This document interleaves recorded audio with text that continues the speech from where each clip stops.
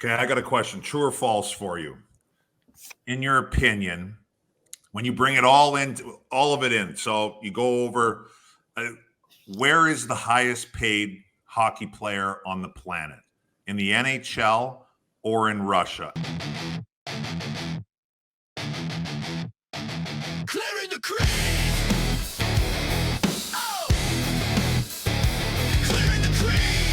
Hey, hey, hey.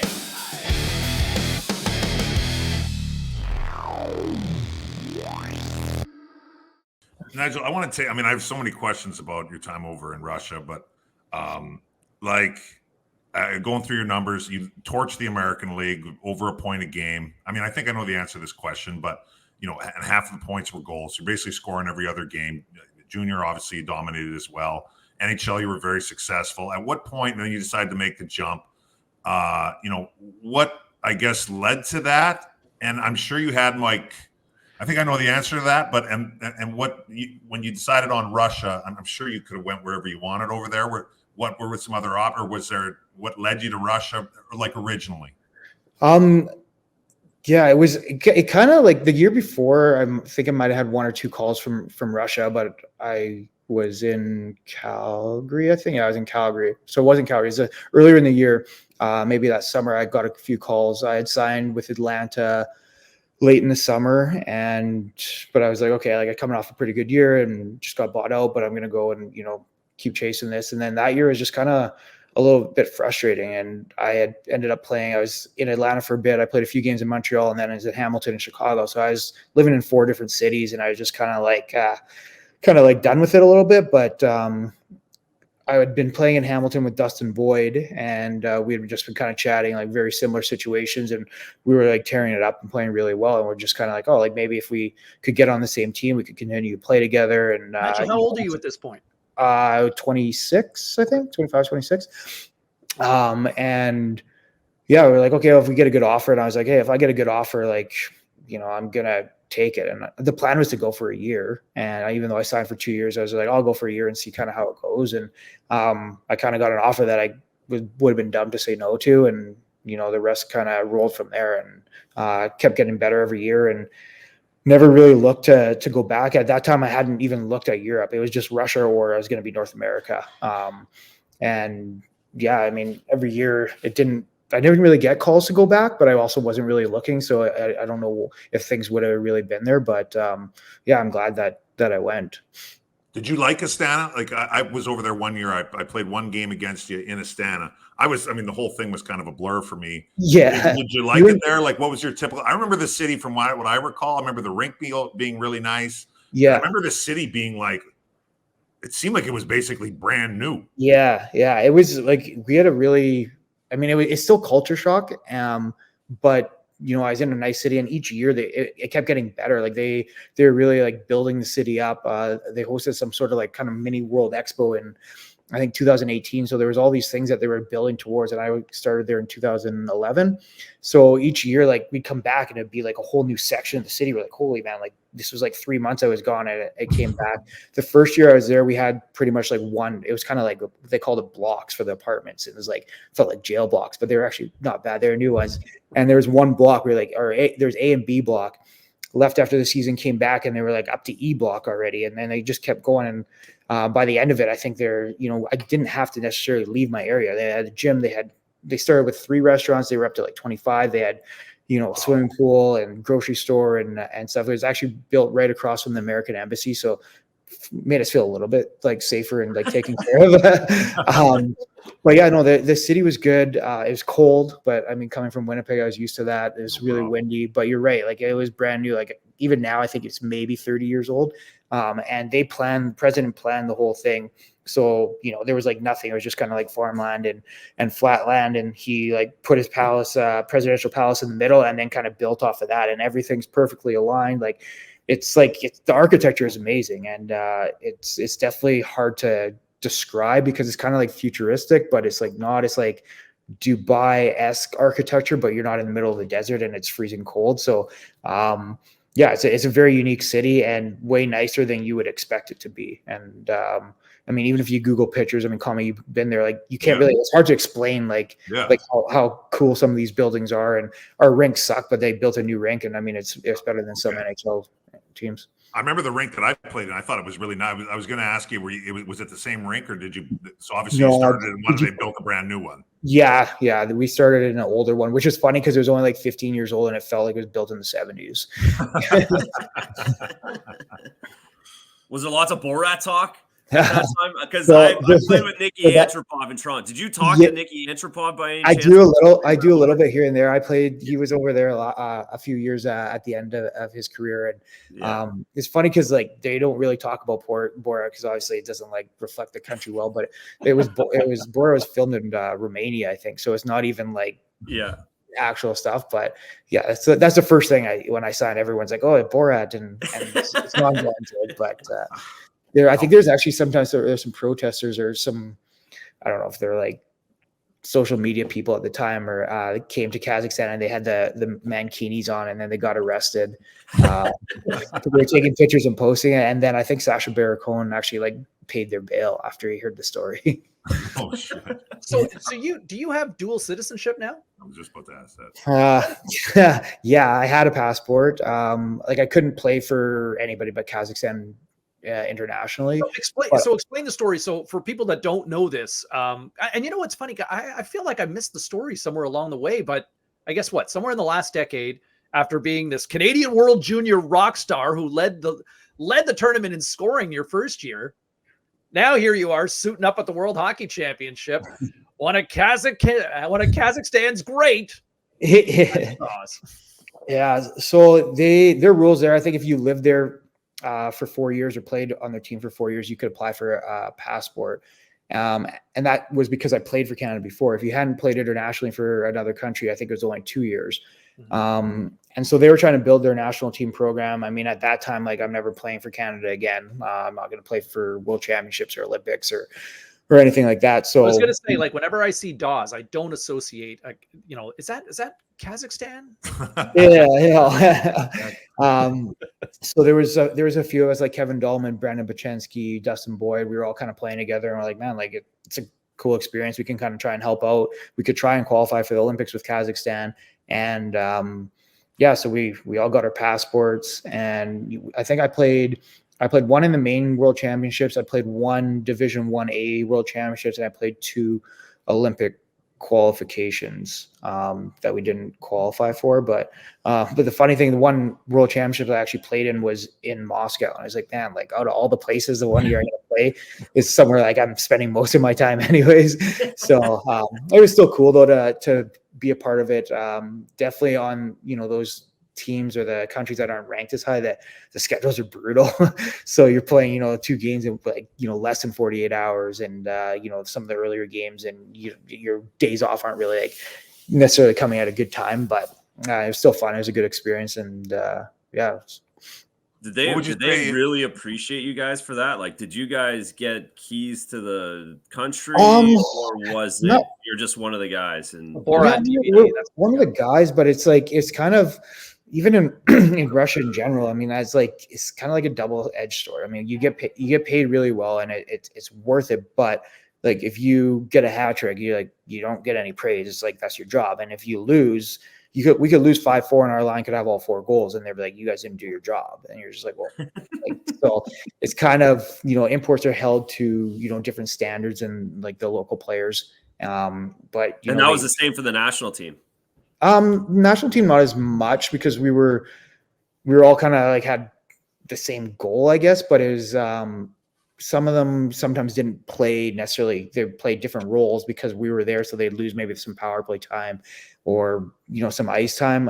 So sometimes they didn't like that as much. And I don't think they purposely didn't play as hard, but, we'd have guys when we played in the lower World Championships, like the 1A, the year before when we didn't play, they had, 7 points in 5 games. And then we came and we lost in the one game, or not the one game, but we missed one point. And those guys would have like 3 points. And we're like, man, like you're still playing. It's not like we were definitely the top team there, but it's almost like you kind of relax a little bit and you're like, oh, we don't have to do as much because, these guys are here and they're playing and more of the loads falling on their shoulders. But there's some good players that came out of Kazakhstan, and there's definitely like they're working really hard on their national team program, and it's tough, but they have developed a few good guys that are now like playing better and playing on some top teams in the KHL. What do you think is the biggest difference? I got this question a little bit, and you're going to have a way better answer than I do because you were over there way longer.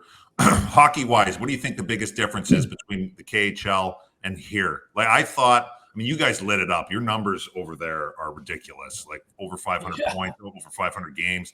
I thought it was like maybe it's the size of the ice a little bit. I thought it was a hard league to score in. Like if you look at some goalie save percentages, they're insane. Like in your opinion, what were one of the biggest differences? It actually, I felt at first was harder to, like you said, it's harder to score, even though the ice is bigger.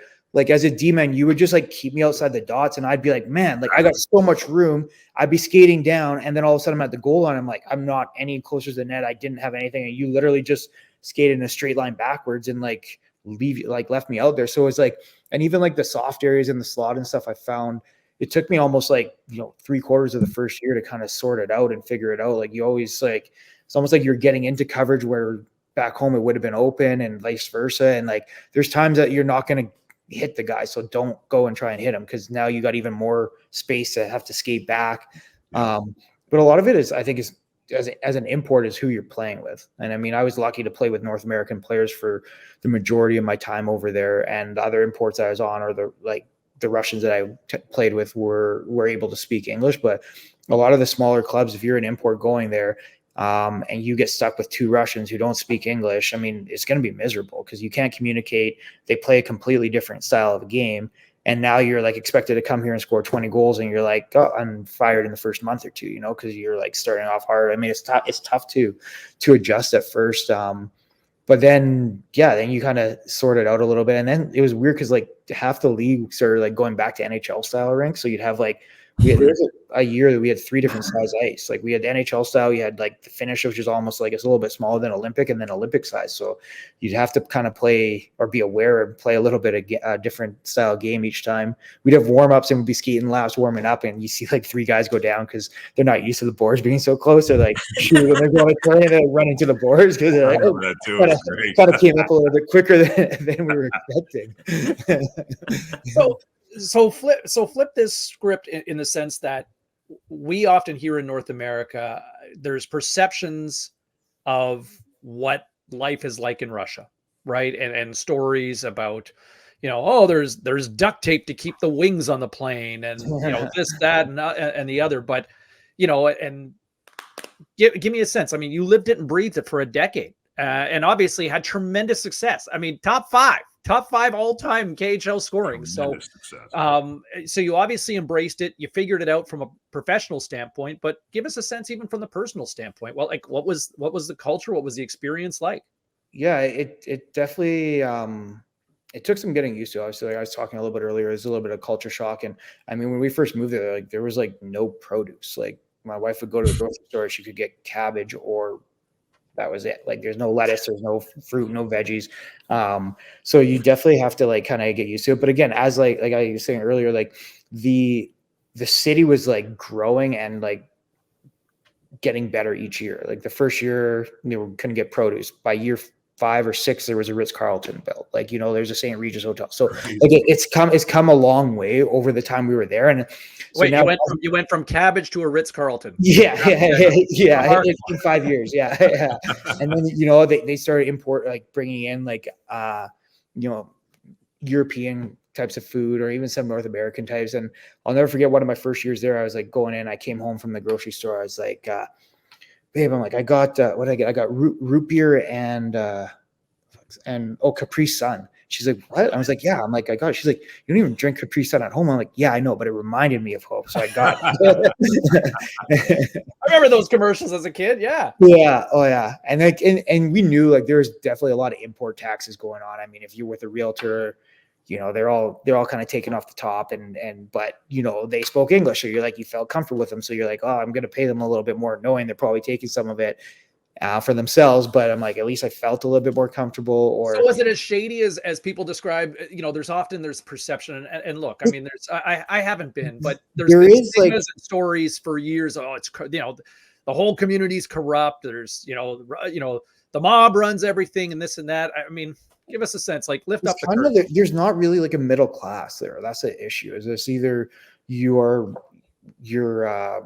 wealthy and like successful or in government or whatever, or you're kind of like living in huts. So there's not really like a middle class. And so it's very easy to, take from people because they don't have much. But like, yeah, there's some bribes going on. There's some guys taking, it's always, in training camp, Connie, I don't know if you were there for your training camp. Probably not. I missed You're training smart. camp. Yeah, you're way smarter than that. You're way smarter than that. Yeah.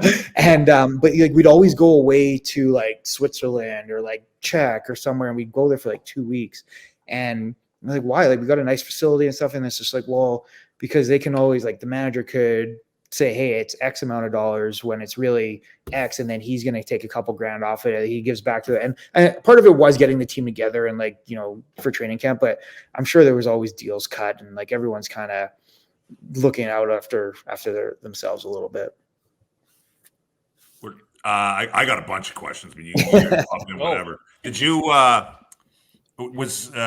you were in Baris, you were in Astana, Yekaterinburg, and Kazan. Yeah, right. Were those teams big, like bonus teams, performance? Kazan was really big. Actually, their first Kazan was big. They're like a top team in the league, like every year.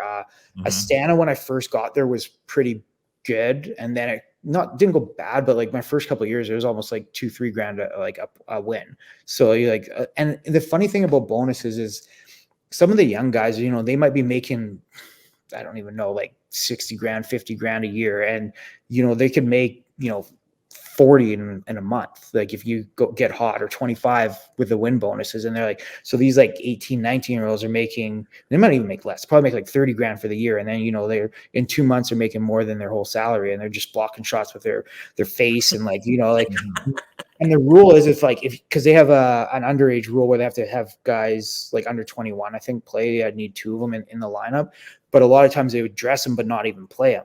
So if you're up a couple goals like late and like the coach was like nice to you, he'd like throw you out and you get your 1 or 2 shifts, and then you get part of the bonus that game for the win. So, but very incentive driven, right? Oh yeah. And you know what? As a player, like I don't think it's a bad idea. Like it makes guys like, imagine you're like there and you're kind of like, I don't know if I have it tonight, but you're like, yeah, could get an extra $3 grand tonight. Like you're going to find it. Like, you're not going to be like taking nights off as much and stuff. And it's very like, it's not instant, but you're getting it every 2 weeks. So it's just like, on top of that, you're just like, okay, like let's go. Okay. I got a question. True or false for you?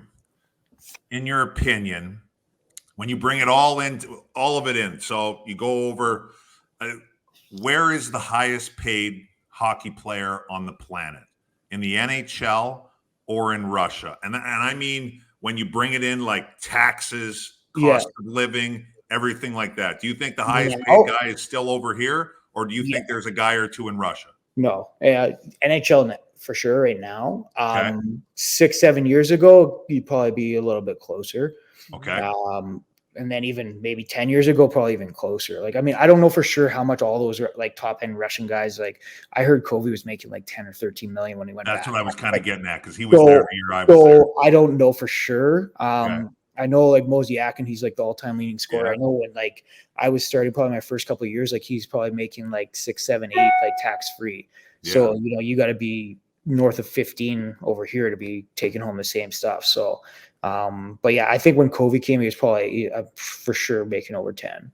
Yeah, that's one I was kind of getting at, because I was hearing rumors when I was there. In Yekaterinburg, you played with Datsuk. How was that? That was great. I mean, he's so good. And even like, and at that time, he started the season hurt. He was coming from St. Petersburg and started a little bit later, but like the stuff he could do, and like I've never seen someone have such a good backhand. Like if you see him kind of shoot like on a forehand, you're like, oh, it's okay, but like it's like he's a Hall of Famer and that's his shot. And then you see his backhand, you're like, oh, like okay, like you cannot, and like he's nasty. Like his skill level and his smarts. So yeah, it was really really cool to be able to play with him, especially in his hometown. Like he's an absolute legend. You led the team in scoring basically every year. You like, I was going through it today. I'm like, I think it was either you or the mayor of Grand Forks. Yeah. You get together with Brandon Boschensky. I went down there. I saw him last summer for the first time. Went down there to play a round of golf with the mayor. So I've never played the round of golf with the mayor of anything before. So it was pretty cool. I assume you were the godfather of imports. What was always, and I'm sure you got calls all the time. What's it like over there? What, can I bring my wife, my kids? What do we do? Where do we go? How do we go? What was always your advice? And did you have a much different experience than other guys because of your performance? I assume, like we just talked about, performance was very encouraged over there. Yeah. And how you played really was, or how you were treated was really dependent on how you played. Yeah, I mean, I think the trailblazer for imports was Kevin Dahlman. He was one of the first guys over there, and he absolutely tore it up. And he was, making bank. And he was like, I'd heard stories of him and kind of how it was going. And then I ended up on the same team as him, and that's kind of like, not who I followed because he was a D-man, but he kind of made it possible, I think, for a lot of us imports to go over there. And but yeah, it's definitely a little nerve-wracking. Now, I think the biggest thing I would tell anyone is being open-minded. Because you can't, the quicker you realize that you can't make them think like you and change what you're used to, the better off you are. And probably 70% of the teams are nice cities. The other 30% you're not going to go to. So as long as you're open-minded, you're probably going to end up realizing it's better or it's better than expected. And then you can kind of build off of that. And then the other thing was just like, put your head down and work. Like, don't, because it's there's no other league in the world that you could have. There's one guy, actually a goalie we played, and he was on like the worst team in the league. And we lost to them, or they shut us out like 1-0 one game. And I think we'll say he was making like $500,000. And we signed him the next year for like 1.3 because our team shut him out, or he shut us out one game. Like, it was insane. Triple the salary. Yeah. Like there's no other league in the world that you're going to like, and that's another thing I always tell the guys. I'm like, whatever you do, the top teams always play your best, because and always play like extra, because you don't know, like you could play 2 good games all year, but it could be against them and they're going to be like, oh, we want that guy. And that's their mentality. Like if they want you, they're going to find a way to get you, or they're just going to take you. So there's no other league that you're going to like double or triple your salary in 1 year by like getting like 5 more goals or something like that. Like it's wild that way. Kami, isn't that how you got that 4-year deal in Columbus? Just having a +2 against the Jackets that one? Yeah. Hard against Columbus there. Yeah. Here's a random one for you here, Nigel. But Putin is obviously this huge specter globally. But there's been tons of videos of this guy being a big hockey fan. And you see these games of basically people doing their best impression as a pylon as he dances around them and scores. But he seems to be a hockey, like, how visible was he around arenas like during your playing time? Or I never saw him. I've seen the videos of these charity games and stuff. There was one time I was in Moscow at the Red Square, and he was landing at the Kremlin. So it was pretty crazy with the amount of security, and there's like 6 different choppers like landing, and I just like kind of like, wow, that's like, it was pretty cool experience to see that. But yeah, a lot of the top end Russian guys have interacted with him, and but no, we never crossed paths. So who's Russian royalty from a hockey stand? Is it Ovi? Is it Pavel? Or like, is it Bert? Like Bert?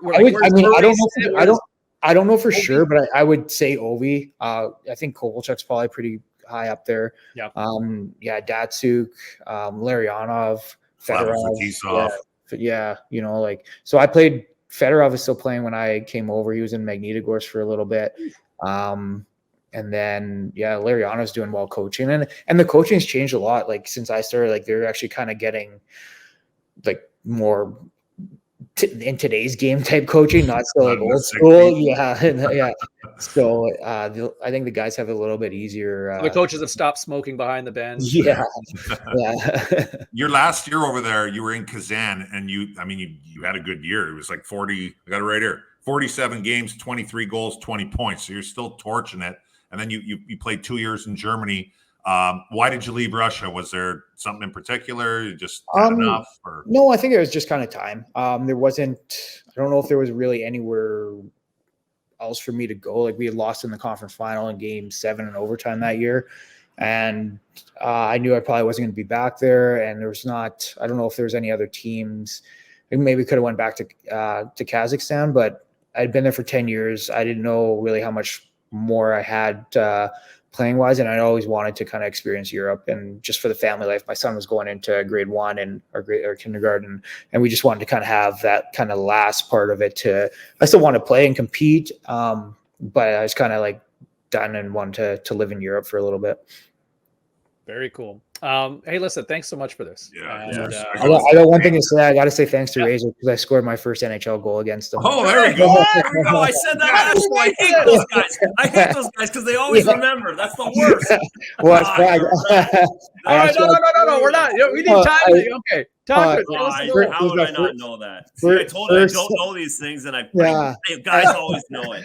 Look at, he just saved that right till the end. Boom. Okay, here we go. It's my first game in hockey night in Canada, and my dad's side of the family lives in Toronto, so my grandpa was there and some cousins and stuff, so it was nice. And I just got a retirement gift from my wife, and she had this big booklet made with a bunch of articles over my career, and it's actually, you can put the videos in it too as well. And so that was like the first video on there. And so it's pretty cool. It was a bad goal off the post, off your back and in, but hey, it was a quick release. Classic Raycroft. I never gave up bad goals. What are you talking about?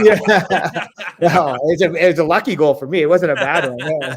Good balance. That's great. So that's Hockey Day in Canada, in Toronto, and that's your first goal. Yeah. What a moment. Love it. Awesome. Love it.